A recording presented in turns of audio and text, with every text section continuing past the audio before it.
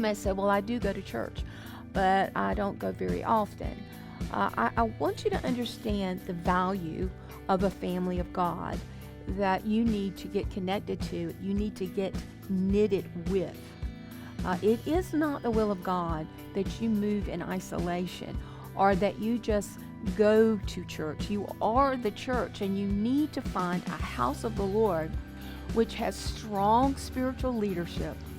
You need to find a house of the Lord that understands the power of intercession. So whether you go to a mega church or a very small church, there's great love there, there's great power there, there's understanding of divine connection. If you go to a very, very large church, it will not do you much good if you're not connected with people. So if you're in a large church, you have to come into small groups where you intertwine with people. You need to be accountable. It's not a good thing for you to slip into the pew or slip into the chair every Sunday and maybe every Wednesday or whenever you meet, and just you're not committed.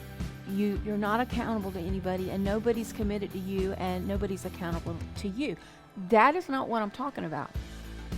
You have to get established in the house of God. You have to get rooted in a house of God. You have to dwell in a house of God. That's when you begin to flourish and you begin to prosper. So another reason why you need to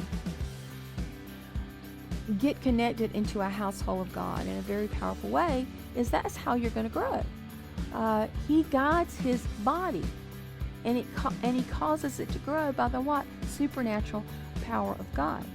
And you can see this even by Jesus' life. You know, Jesus was not a lone ranger, was he? I mean, if anybody could be a lone ranger, it would be Jesus Christ, the Son of God, right?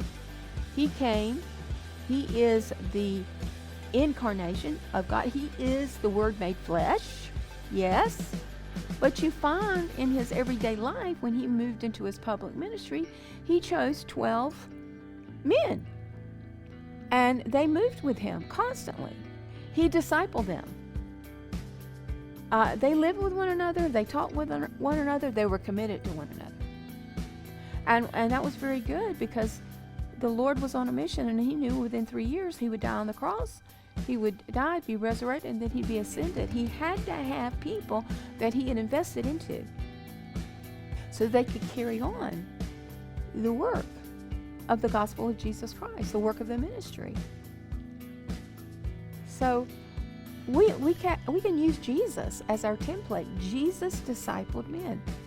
You need to find a house of God who disciples. And you have to be able to share and be vulnerable, because God will give you people that you can unite with. When you're weak, they can pray for you.